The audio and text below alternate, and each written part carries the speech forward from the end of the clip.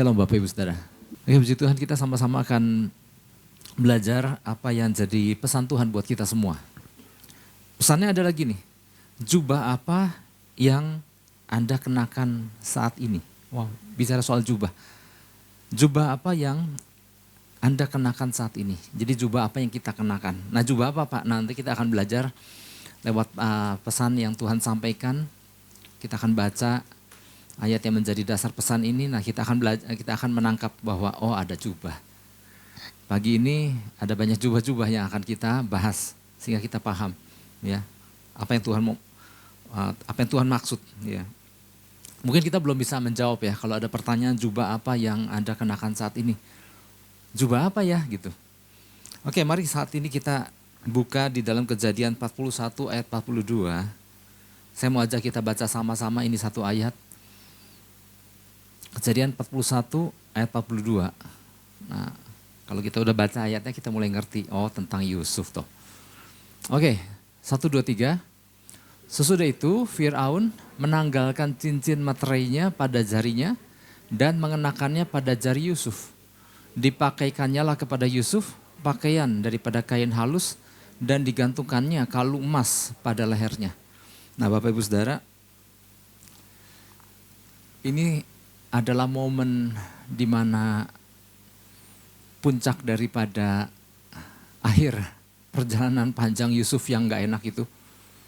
Dan sampailah di tahun ke-13, di mana hari itu Fir'aun melepaskan cincin pada jarinya dan mengenakannya kepada jari Yusuf.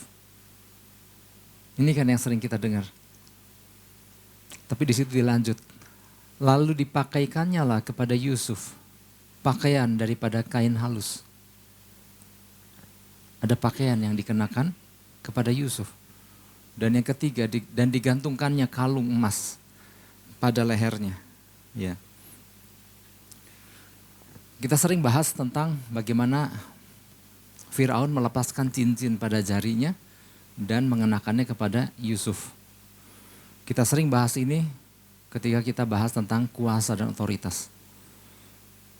Fir'aun mempercayakan tugas yang besar kepada Yusuf. Lalu dia melepaskan cincin pada jarinya dan mengenakannya pada Yusuf. Dalam arti kata lain bukan cuma semata-mata dia kasih cincin, tetapi ini berbicara, engkau punya otoritas yang sama dengan aku, kata Fir'aun. Kau bisa kelola di negeri, kita sama pangkatnya. Hanya bedanya aku punya kursi raja aja. Kita sama kuasanya, kata Fir'aun. Wow, ini luar biasa. Ini yang sering kita bahas. Tetapi penekanan pada pesan ini adalah pada pakaian. Dipakaikannya lah kepada Yusuf. Pakaian daripada kain halus. Ya.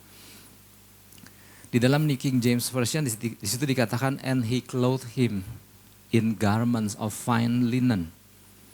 Kalau dalam bahasa Indonesianya, dipakaikannya lah kepada Yusuf pakaian daripada kain halus, ya cuma bicara kain halus. Tetapi di dalam bahasa Inggrisnya dipakaikannya pakaian dari kain lenan halus. Nah, Bapak Ibu Saudara, ini maksudnya apa nih Bapak Ibu Saudara? Ya, jadi pada saat Yusuf dilantik menjadi orang nomor 2 di Mesir, dia dipakaikan sama Fir'aun pakaian dari kain lenan halus. Ini berbicara tentang pakaian yang digunakan sama pejabat. Di dalam makna rohaninya kain ini disebut the garment of responsibility, jubah tanggung jawab. Atau juga suka disebut the garment of ministry, jubah pelayanan. Ya. Jubah pengabdian yang dikenakan Fir'aun kepada Yusuf. Nah, sejak itu Yusuf jadi pengelola atas bangsa yang besar ini. Dan Fir'aun udah gak kedengeran lagi kan. Yusuf semua yang atur. Jadi Fir'aun cuma duduk sebagai raja. Tetapi pengelolaan semua ada di bawah kendali Yusuf. Ini luar biasa gak Bapak Ibu Saudara? Ini luar biasa. Ya. Waktu diberikan pakaian itu. Wow, ada tanggung jawab yang gak kecil. Yang dipercayakan oleh Fir'aun. Ya. Nah, Bapak Ibu Saudara, jubah apa yang Anda kenakan saat ini? Nah, ternyata gini. Dalam hidup Yusuf, ini rasanya dulu pernah Tuhan kasih pesan ini. Tapi udah lama sekali. 13 tahun yang lalu. Ternyata dalam hidup Yusuf gini, ada jubah-jubah yang dia kenakan sampai akhirnya dia diberikan yang tadi dikatakan garment of responsibility, jubah tanggung jawab besar. Ya. Tetapi 13 tahun yang lalu dia belum pakai itu. Dia hanya muter-muter pakai pakaian yang warna-warni, pakaian yang maha indah, pemberian ayahnya kepada anak kesayangannya, Yusuf. Dan dia putar-putar di rumahnya, dia pakai, sementara kakak-kakaknya menggembalakan kambing domba. Sementara dia di rumah, dia putar-putar, lihat aku punya pakaian yang warna-warni yang indah ini. Nah Bapak Ibu Saudara, ada sebuah perjalanan panjang dari sebuah kain, dari sebuah jubah yang maha indah, yang warna-warni pemberian ayah kepada Yusuf. Sampai akhirnya dia bisa mengenakan pakaian yang disebut jubah tanggung jawab, jubah pelayanan, jubah pengabdian itu. Setiap kita ternyata gini, kita juga memiliki kain warna-warni itu. Jadi gini artinya, waktu awal kita kenal Yesus, Bapa di surga, karena sayangnya sama kita, dia memberikan kain warna-warni yang indah itu.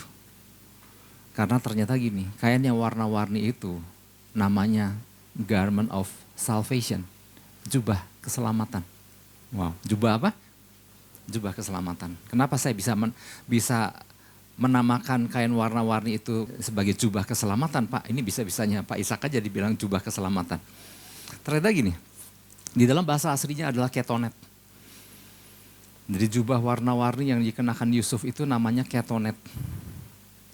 Ternyata ketonet itu adalah sama peristiwa Adam dan Hawa ketika mereka jatuh dalam dosa. Mereka menyadari bahwa mereka telah berbuat kesalahan, melanggar firman Tuhan. Maka mereka mendapati dirinya ke dalam keadaan telanjang. Lalu apa yang dilakukan Adam Hawa? Dia menutupi kan kemaluannya dengan daun. Ya kan, ingat peristiwa itu? Tapi Allah menggantikan daun itu dengan kulit domba yang telah disembelih. Nah kulit domba yang telah disembelih yang diberikan kepada Adam untuk menutupi kemaluannya adalah ketonet. Kulit domba yang disembelih ini lagi berbicara tentang adanya keselamatan di dalam Kristus Yesus sang anak domba yang suatu hari kelak akan disembelih. Dari kitab Kejadian ada pengorbanan anak domba di kayu salib.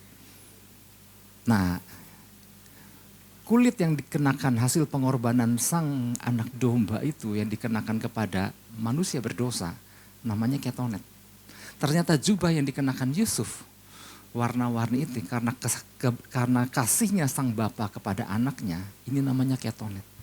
Nah, setiap kita mengenakan ketonet, katakan amin. Setiap kita mengenakan jubah keselamatan. Jadi gini deh, saya nanya, siapa di sini nggak pakai jubah keselamatan? Apa siapa di sini yang pakai jubah keselamatan? Wah, ternyata tangan lebih gesit dari mulutnya. Siapa yang pakai jubah keselamatan, katakan amin. Aduh, yakin banget di situ. Ya amin.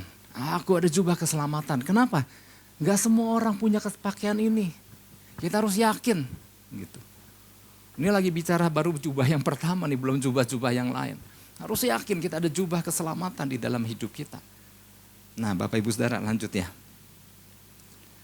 Nah ternyata antara jubah keselamatan dan jubah garment of responsibility itu ternyata ada jubah-jubah yang dikenakan Yusuf sepanjang perjalanan hidupnya itu. Nah nanti kita akan belajar nih, makanya ada pertanyaannya, jubah apa yang sedang kita kenakan? Apakah hanya mengenakan sebuah jubah keselamatan aja?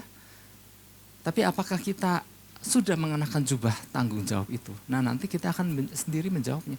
Jangan kita berpikir gini, oh saya kan pelayan Tuhan di gereja, berarti saya udah pasti pakai jubah pelayanan itu, belum tentu. Nanti ada penjelasannya. Ya, jadi nggak ada hubungannya dengan apakah kita ada jabatan atau enggak di sebuah gereja. Nah Bapak Ibu Saudara lanjut ya. Jubah demi jubah yang dikenakan Yusuf menjelaskan fase demi fase yang ia lalui, sekaligus menjelaskan pula fase demi fase yang kita lalui juga di dalam perjalanan iring Tuhan sebagai orang percaya. Jadi ternyata dalam kehidupan kita juga kita melalui berbagai fase demi fase yang ditandai juga dengan kita mengenakan jubah demi jubah. Jadi fase demi fase dalam perjalanan hidup kita itu ditandai dengan kita juga berganti jubah. Memang betul jubah keselamatan itu udah kita senantiasa kenakan. Tetapi dalam perjalanan kita ada fase-fase di mana di situ kita berganti jubah sesuai dengan kedewasaan kita. Gini deh ngebayangin yang paling gampang gini. Waktu kecil kan pakaian waktu masih bayi kan beda kan dengan pakaian anak TK kan. Bayi kan pakai popok gitu kan. Nah seiring dengan bertambahnya usia si popok kan nggak dipakai terus kan. Ganti lagi kan pakaian anak TK. Nah waktu udah anak TK makin besar dia mulai masuk SD pakaiannya ganti nggak? Nah ganti gitu maksudnya. Nanti si anak TK itu kan bertambah besar usianya nih naik kelas jadi anak SD. Ganti pakaian nggak? Ganti.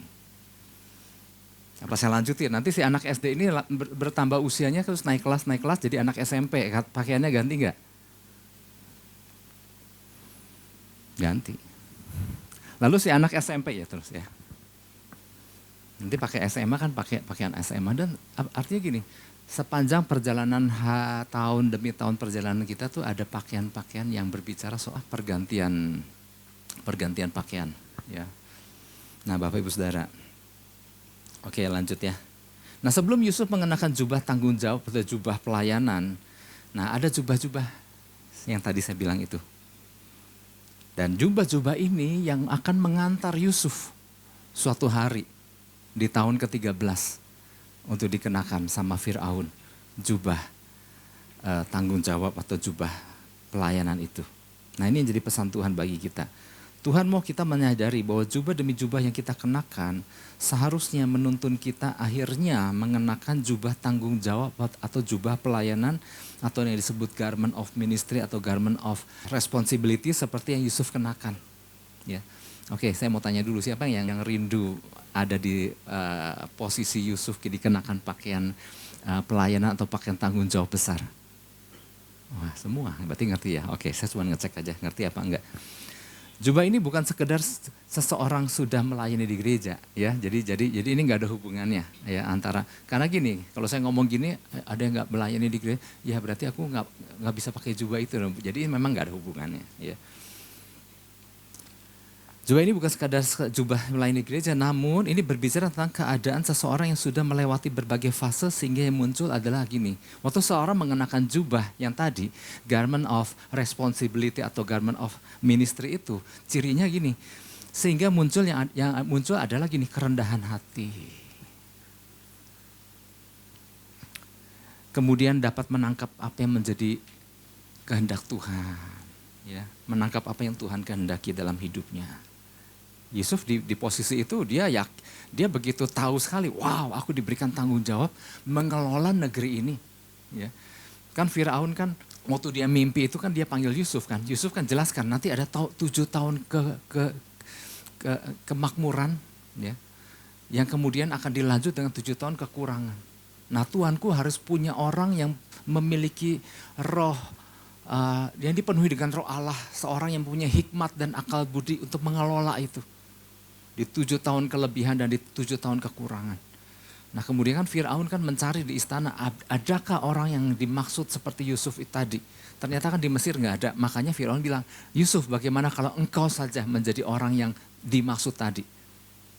Dan akhirnya kan Yusuf kan yang diangkat. Nah di situ Yusuf kan jelas sekali bahwa oh ternyata ini penglihatan yang pernah dia terima waktu dia masih di rumah ayahnya. Bahwa suatu hari dia akan menjadi seorang penguasa. Di mana kakak-kakaknya akan sujud menyembah termasuk orang tuanya. Dia bilang waduh posisi seperti apa nih yang sampai semua orang bisa sujud menyembah sama dia. Nah dia sendiri jelas ya. Jadi orang yang mengenakan pakaian itu adalah cirinya ada mempunyai kerendahan hati karena hasil gemblengan. Menangkap apa yang Tuhan kehendaki ya, ada visi yang digenapi. Menyadari tanggung jawab apa yang harus dipikul dari apa yang Tuhan percayakan. Dan kemudian orang yang ada di posisi ini, dia udah gak mikirin apa yang orang lain harus lakukan untuk dirinya. Tapi dia mikir apa yang dia harus lakukan untuk orang lain. Wow ini luar biasa. Seringkali, nah ini ciri-ciri ini kan untuk mengecek ya. Kadang-kadang kan ada orang yang masih suka memanfaatkan orang lain. Nah berarti memang belum ada di fase itu. Kenapa sih orang-orang gak melakukan sesuatu untuk aku? Nah berarti memang belum di fase itu. Karena di fase ini yang dipikirkan Yusuf adalah gini, gimana mengelola ini untuk kemakmuran bangsa. Apa yang dia harus lakukan? Di situ makanya di posisi waktu dia sebagai orang nomor 2 di Mesir kan berbagai orang datang kepada dia dari berbagai bangsa untuk minta pertolongan kepada Mesir yang dipimpin oleh Yusuf pada waktu itu. Wah, luar biasa ya. Nah, meskipun kita berkata mana mungkin kita bisa jadi orang seperti Yusuf gitu ya. Rasanya kan ini kan hanya posisi puncak di sebuah bangsa.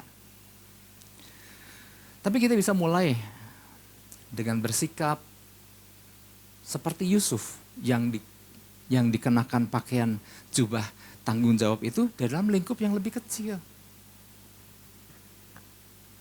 Ya, dengan mindset bahwa kita udah mengenakan jubah seperti yang Yusuf kenakan, tapi dalam lingkup yang lebih kecil.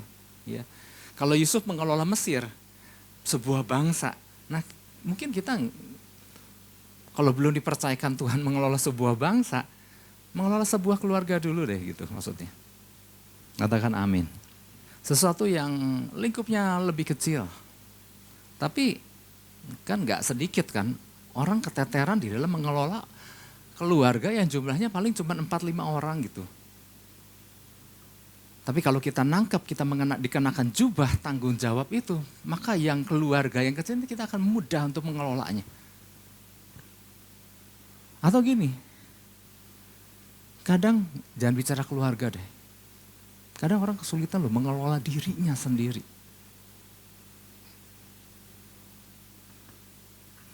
Ayo bangun pagi, mau doa pagi enggak? Aduh susah nih mau doa pagi. Kadang-kadang mengelola dirinya aja gak bisa. Nah Bapak Ibu Saudara ingat ada sesuatu yang menarik.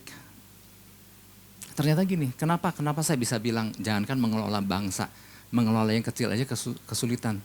Karena gini, Yusuf pernah diuji sama Tuhan, ya kan? Sebelum dia mengelola Mesir, dia kan pernah mengelolakan rumah tangga Potifar kan?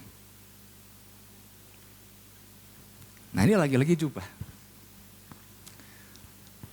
Jadi jubah yang dikenakan sama, kan tadi saya bilang kan jubah ini mesti konsentrasi ya, kalau bingung nih banyak jubah soalnya.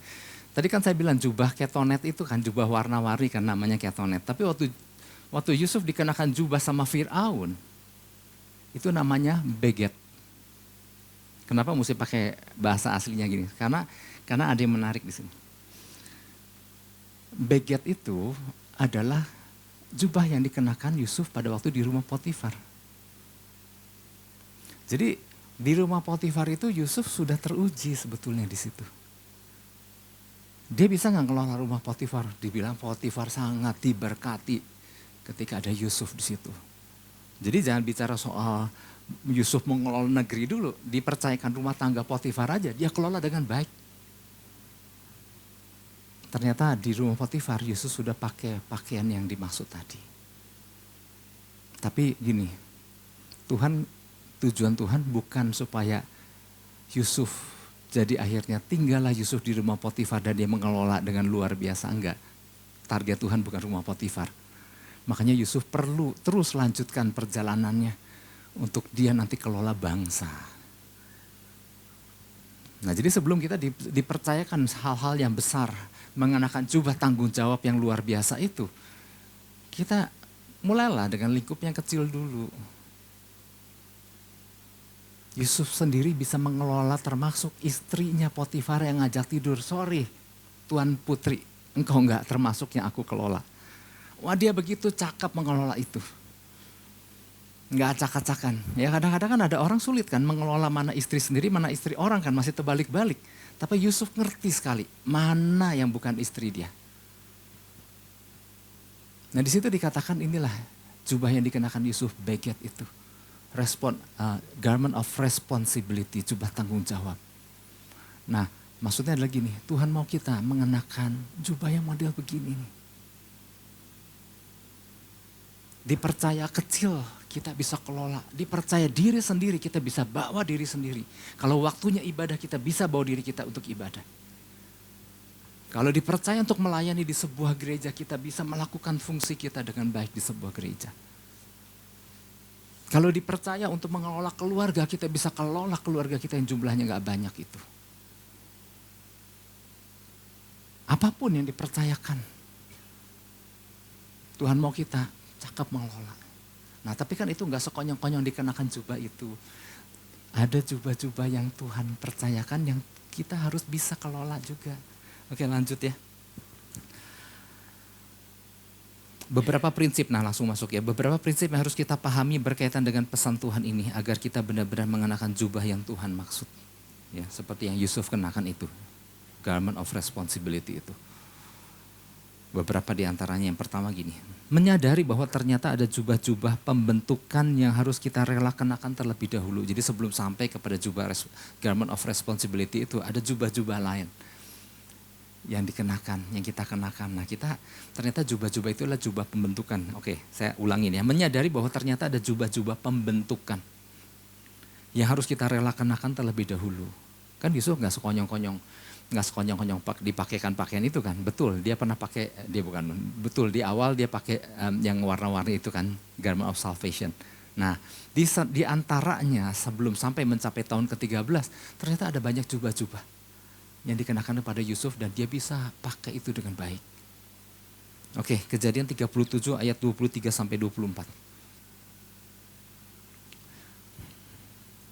Oke, saya baca ya. Baru saja Yusuf sampai kepada saudara-saudaranya ya waktu disuruh papahnya untuk yuk lihat cek kakak-kakakmu.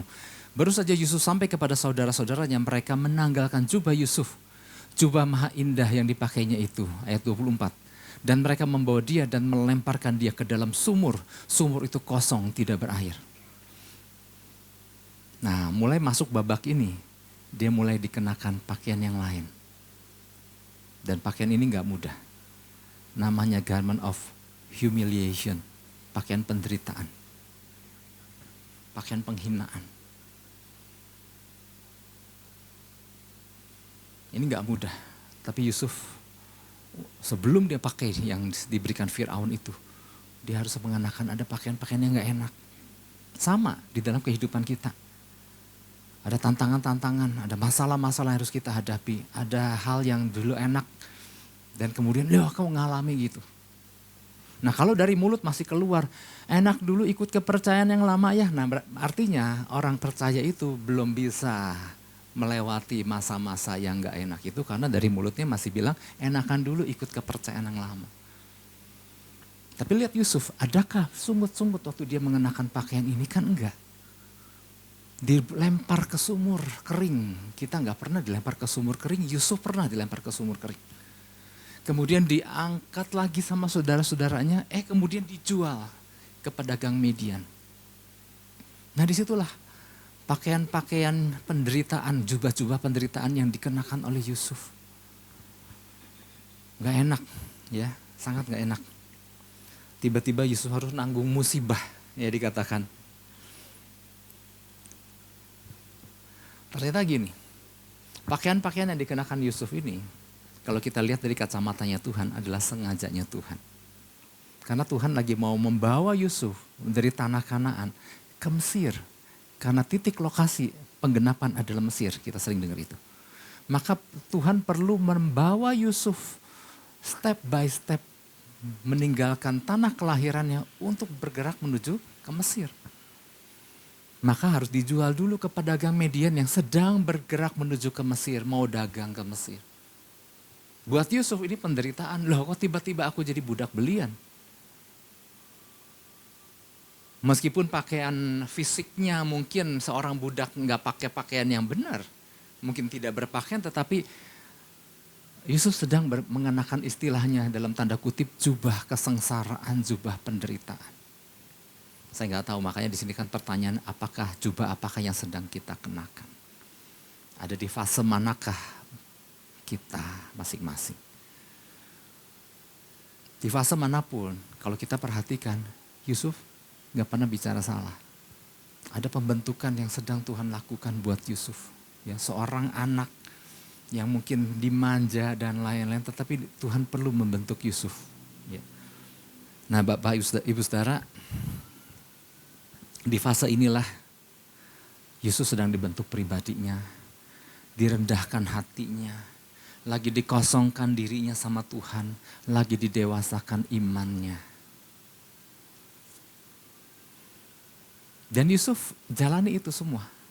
Karena gini, ternyata gini, Tuhan kan punya kriteria sebelum dia didudukan di dalam posisi penting di Mesir nanti. Ini kan mesti dibentuk dulu kan pribadi Yusuf. Nah inilah jubah yang dikenakan ini, jubah pembentukan ini gak enak. Sama kayak Daud kan. Lagi dia mengembalakan kambing domba kan sebetulnya kan dia gak menderita. Dia kan dia menjalani kehidupan yang rutin. Tapi itu menjadi berbeda ketika sejak Nabi Samuel datang ke kotanya dan menuangkan minyak ke atas kepalanya. Sejak itu kan hidup Daud kan.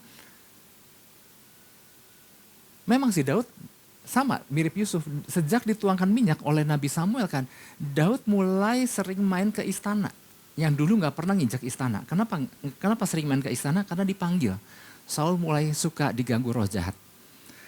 Daud mulai dibawa ke dalam istana untuk main kecapi. Wah, Daud pertama kali nginjak istana, wah keren nih istana ya gitu ya. Padahal dia sedang dibawa mulai mendekati kepada titik penggenapan untuk menjadi raja suatu hari kelak.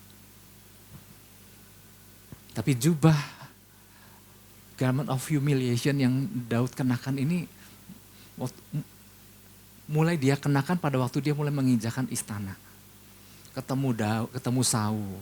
Kemudian mulai dipercaya jadi pembawa senjatanya Saul. Kemudian mulai menjadi salah satu panglimanya Saul. Kemudian waktu dia memenangkan banyak pertempuran, Saul mulai iri dan mulai mau membunuh Daud. Nah disitulah sama. Perjalanannya mulai gak enak dialami oleh Daud, tapi dia gak tahu kalau ini skenario-nya Tuhan yang lagi membentuk pribadi Daud. Nah kembali ke Yusuf. Yusuf menjalani sebuah perjalanan gak enak, tapi dia gak tahu bahwa Tuhan lagi membentuk Yusuf. Sama. Apapun yang mungkin sedang kita hadapi, saya nggak tahu masing-masing, sadarilah ini cara Tuhan membentuk dan mempersiapkan kita suatu hari kelak. Apakah kita masih rendah hati enggak? Apakah kita sudah mengosongkan diri, berserah sama Tuhan deh, Tuhan silahkan gitu. Apakah kita didewasakan imannya enggak di situ? Apakah cuman sungut-sungut terus yang keluar? Di fase ini enggak enak, ya. Untuk tujuan apa orang percaya mengenakan garment of humiliation ini? Untuk mencapai tujuan Tuhan. Tuhan pengen orang yang ketika Tuhan nanti angkat suatu hari tinggi-tinggi, orang ini adalah orang yang tahan uji, rendah hati, mudah diarahkan, dan bergantung penuh sama Tuhan. Nah berapa lama orang mengenakan pakaian pembentukan ini, jubah garment of humiliation ini? Kalau dia nggak ngerti-ngerti, selama itu pula dia akan pakai. Kalau dia terus bersungut-sungut, maka sepanjang itu pula dia akan terus pakai. Sampai orang itu ngerti bahwa oke, aku sedang dibentuk. Silahkan Tuhan bentuk aku. Kadang-kadang kan orang kan memberontakan di situ kan. Kok jadi gini sih ikut Tuhan? Bisa gagal nggak orang di fase ini? Bisa. Dan kalau gagal, ya diulang lagi. Kayak anak sekolah kan.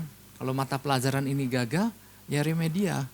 Ulang lagi di situ. Nah di fase ini orang percaya kan banyak pengujian. Sama kayak Yusuf ya. Yang gak pernah menggembalakan kambing domba tiba-tiba harus jadi pembantu di rumah. Ya. Mazmur 105 pernah menulis bahwa ternyata cara Yusuf dibawa waktu dijual ke pedagang Median itu di kerangkeng. Yang Yusuf gak pernah ngalami, ya hidupku kok jadi begini. Baru keluar dari sumur, masuk kerangkeng. Kemudian baru dijual ke sama Potifar. Ya. Ternyata gini Bapak Ibu Saudara, banyak orang percaya di fase ini bisa nanggung kalau itu urusannya sama fisik. Dulu gak pernah kerja keras, sekarang jadi kerja keras. Orang percaya bisa tangguh, bisa memikulnya. Dulu mungkin punya banyak, sekarang punya gak gitu banyak, punya sedikit. Orang percaya masih bisa nanggung kalau itu berhubungan dengan fisik. Tapi ternyata apa yang sering bikin lama perjalanan di fase pembentukan jubah humiliation ini? Kerendahan hati. Ternyata ngebentuk hati itu lama. Kalau cuma soal tanggungan fisik, bisa lah, aku bisa. Tapi kalau bicara soal untuk mengikis kesombongan, Ternyata perlu waktu. Baru ditegur sama gembala. Gue sih gak ngerti Pak Ishak maunya apa sama gue. Gitu. Salah gue apa?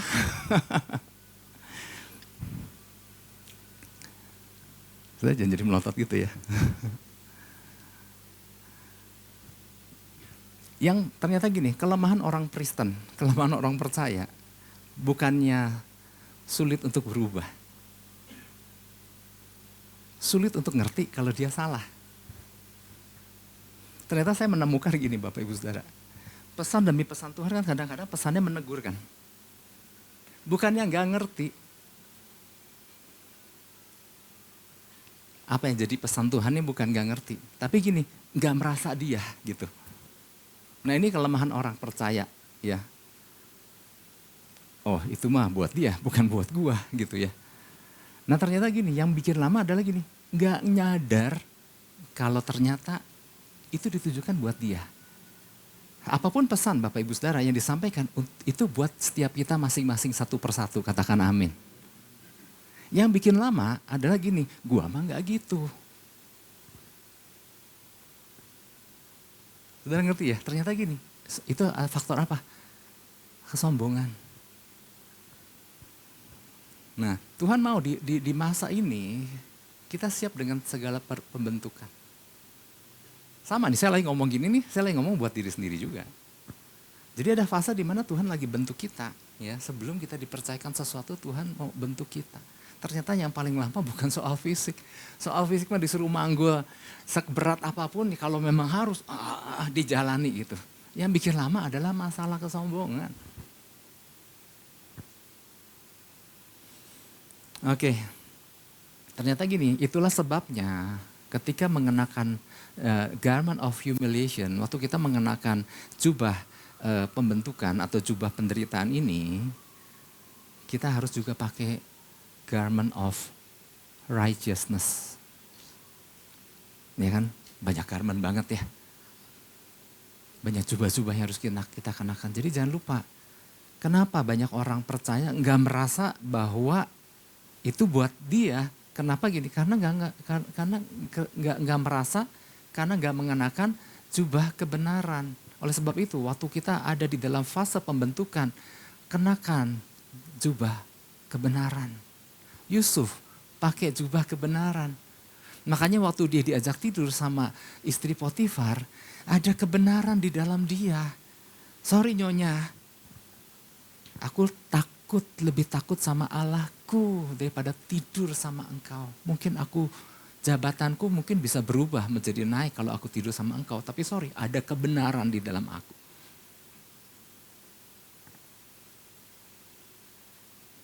Ternyata banyak jubah-jubah dalam tanda kutipnya harus kita kenakan. Sehingga gini, kita bisa melewati fase demi fase dengan baik asal ada kebenaran itu di dalam diri kita. Dari situlah ketika garment, nah ini nih, saya berharap jangan pusing ya. Garment of humiliation ditambah garment of righteousness sama dengan garment of humility. Jubah kerendahan hati.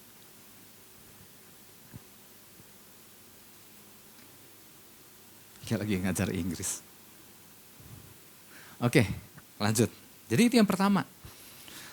Prinsip yang harus kita pahami berkaitan dengan pesan ini, yang pertama menyadari bahwa ada jubah-jubah pembentukan. Yusuf pun gak ngerti waktu gak jalani, tetapi akhirnya dia tangkap, oke, ini mungkin cara Tuhan untuk membentuk aku. Ya. Waktu kita mengalami masa-masa ini, yuk kita mulai belajar. Wah, Tuhan lagi bentuk aku ini rupanya. Kalau datang pesan ini, oh ya Tuhan aku mau bisa. Kalau datang suatu pesan, oh Tuhan aku mau belajar sesuatu tentang hal ini. Tapi berapa banyak karena pesan demi pesan kan lewatnya tanpa merubah sesuatu dalam hidup kita. Nah ini yang bikin lama tuh itu. Oke, yang poin 2. Menyadari bahwa jubah-jubah yang tidak diperlukan harus segera ditanggalkan. Menyadari bahwa jubah-jubah yang tidak diperlukan harus segera ditanggalkan.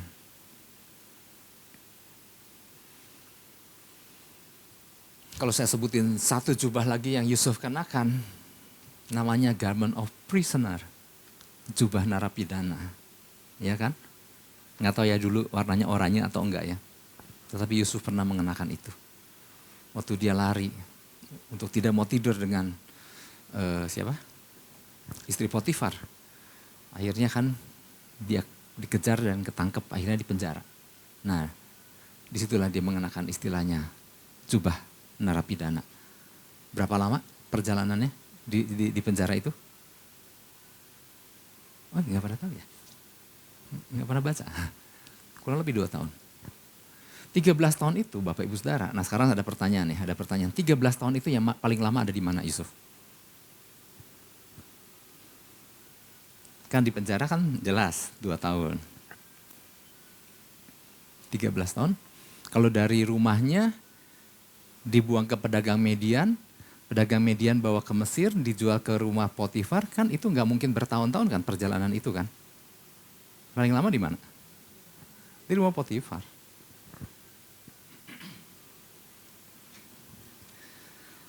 Jadi kalau mau dihitung lumayan panjang perjalanan Yusuf. Dari sejak mengenakan baju jubah warna-warni itu sampai akhirnya dia dikenakan oleh jubah yang namanya beget itu sama Firaun. Lumayan perjalanan panjang. Memang ada jubah-jubah resmi yang dia harus kenakan tadi. Tapi ternyata gini, ada jubah-jubah yang di dalam perjalanan itu yang gak penting-penting amat, tetapi itu jubah banyak yang nempel di dalam perjalanan hidup orang percaya, termasuk hidup Yusuf. Yusuf sebenarnya punya banyak alasan untuk jadi sakit hati dan dendam sama saudara-saudaranya. Tapi dia gak mau kenakan itu, dia tanggalkan itu.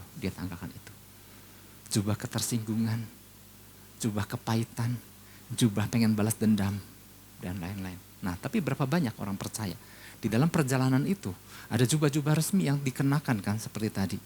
Tapi ternyata mengenakan lagi jubah-jubah yang lain. Ada orang percaya hidup kepahitan, ada hidup kekecewaan, hidup kebencian, hidup dengan berbagai hal-hal yang jubah-jubah yang gak selayaknya dia kenakan. Nah, poin 2 ini adalah gini, harus rela tanggalkan itu semua. Kalau pengen duduk, istilahnya kalau pengen mengenakan jubah yang namanya beget tadi, ya ini mesti udah dilepas-lepaskan. Jadi gak mungkin kalau kita terus bawa kepahitan, dipakai terus, dikenakan terus. Bawa kebencian mendarah daging, bawa kekeras kepalaan, bawa kesombongan terus. Gak akan kita bisa mencapai, karena gitu akan ada pengulangan pelajaran yang terus menerus. Sedangkan kalau kita ditanya, mau gak kita ada di posisi Yusuf yang dikenakan pakaian jubah garment of responsibility itu. Setiap orang pasti mau. Tetapi untuk menuju ke sana, ada jubah-jubah yang harus dilepaskan yang enggan dilepaskan. Tahu sih kalau Pak Ishak kalau ngomong seringkali kan selalu diarahkannya kepada kepala keluarga gitu ya. Tapi berapa banyak? Nah ngomong keluarga lagi nih Pak Ishak katanya. Suami lagi gitu. Tapi berapa banyak yang gue gak mau digituin sama Pak Ishak, gue mau berubah. Berapa banyak yang punya prinsip gitu. Kan ada yang pakaiannya dipegangin ya harus dilepaskan itu. Tapi di Alkitab ada satu tokoh. Dia tahu dia mau hidupnya berubah. Maka waktu berjumpa dengan Yesus, yang pertama dia lakukan, dia tanggalkan jubahnya. Karena dia merubah hidupnya. Siapa nama orang itu? Orang ini orang buta. Namanya? Nggak tahu juga ya. Bartimeus. Bartimeus begitu dia mendengar ada Yesus lewat, dia nggak bisa lihat. Tapi dia mau datang bukan minta uang.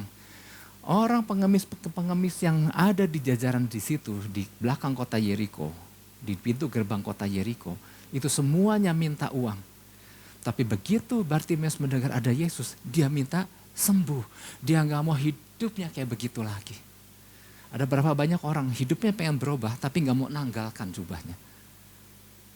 Ada orang yang, aduh Pak, saya gak betah dengan tubuh yang seberat begini Pak. Iya, kamu harus pilih makanan kamu, harus mulai berolahraga. Iya pengen, tapi gak bisa.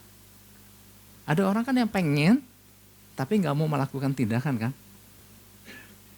Saya tahu saya harus mulai berolahraga Pak, tapi nanti tunggu saya mesti beli mesin yang bisa jalan sendiri, apa sih namanya? Treadmill. Mesinnya bisa jalan sendiri. Kadang-kadang kan mau, tapi enggan melakukan sebuah tindakan dengan berbagai alasan. Padahal kan yang paling murah adalah gini, jalan di tempat aja gitu. Atau lari di tempat. Ini mau ngomong apa jadinya? Jadi gini, banyak orang pingin tapi nggak mau menanggalkan. Nah ada satu tokoh namanya Bartimeus. Ya, saya mau ajak kita buka Markus pasal 10. Ayat 49 sampai 50. Ayat 49 di sini dikatakan, lalu Yesus berhenti dan berkata, panggillah dia. Maksudnya panggillah itu Bartimeus, kan dia manggil-manggil kan. Yesus anak Daud, kasihanilah aku, panggil dia. Mereka memanggil orang buta itu dan berkata kepadanya, kuatkan hatimu, berdirilah, ia memanggil engkau. Yesus panggil engkau tuh Bartimeus. Terus apa yang dilakukan oleh Bartimeus? Siapa yang nyuruh dia menanggalkan jubahnya? Dia sendiri, lalu ia menanggalkan jubahnya. Ia segera berdiri dan pergi mendapatkan Yesus. Di masa itu, jadi ternyata gini, di tanah Palestina, di Timur Tengah itu, semua dikenal lewat pakaiannya. Ya kalau membedakan orang kaya dan orang miskin ya memang terlihat dari pakaiannya. Ternyata gini, orang buta juga dipakaikan pakaian. Kalau dia imam pakaiannya beda. Kalau dia raja pakaiannya beda. Kalau orang sipil pakaiannya beda. Kalau dia pengemis buta, dia dipakaiin seragam. Pengemis. Dan dia gak mau hidup di dalam kebutaannya dan kepengemisannya itu. Dia mau tercelik. Maka waktu Yesus panggil dia, apa yang dia lakukan? Lalu ia menanggalkan jubahnya. Itu seragam pengemisnya itu dia buka karena dia udah gak mau jadi itu karena dia mau iring Yesus. Ada keputusan yang dia ambil sendiri untuk tanggalkan itu. Jadi gini, jangan harap orang lain tanggalkan jubah kita. Jubah-jubah yang gak penting tadi kan, ya, kepahitan, kekecewaan, kebencian, kesombongan, kekeras kepalaan dan lain-lain. Bartimeus artinya anak Timeus. Timeus artinya unclean, najis. Anak dari kenajisan. Dan dia gak mau hidup lagi dalam kenajisan, dia tanggalkan segala yang menjadi kenajisannya. Yang menjadi kemiskinannya dia tanggalkan segala. Kan ada orang-orang buta yang lain kan semua kan mengenakan seragam itu kan. Hanya dia yang melepaskan jubah kepengemisannya itu. Karena dia apa? Dia minta sama Yesus setelah dia jelikan, biarkan aku iri engkau. Artinya ada jubah-jubah yang kita tahu kalau itu gak berguna, kalau itu menghambat perjalanan hidup kita, kalau itu menghambat untuk suatu hari kita bisa dikenakan jubah yang bege tadi. Tanggalkan aja udah. Ya, memang ngomong lebih gampang sih, tetapi itu perlu keputusan sih. Perlu keputusan dalam hidup kita. Pak, tapi kan perlu waktu. Sebetulnya gini, kalau kita ambil keputusan hari ini, buang kebencian. Makanya ada jubah, garment of righteousness harus senantiasa ada. Kalau itu menghambat lari kita, tanggalkan segala beban dan dosa. Nah, kalau kita mau lari sampai ke tujuan, udah tanggalkan aja. Jangan benci lagi gitu maksudnya. Kalau itu pahit terus dipegang, ya udah lepaskan kepahitan. Berdamailah, hampirilah, beres urusan. Meskipun ngomong lebih gampang, tapi kalau nggak ada tindakan, maka ada terus jubah yang dipakai, yang nggak pernah dilepas, dan itu akan menghambat perjalanan kita untuk sampai mengenakan jubah garment of responsibility, jubah tanggung jawab besar. Wow, sesuatu yang luar biasa Tuhan mau percayakan. Yang mau katakan amin. Beri tepuk tangan buat Tuhan Yesus, haleluya.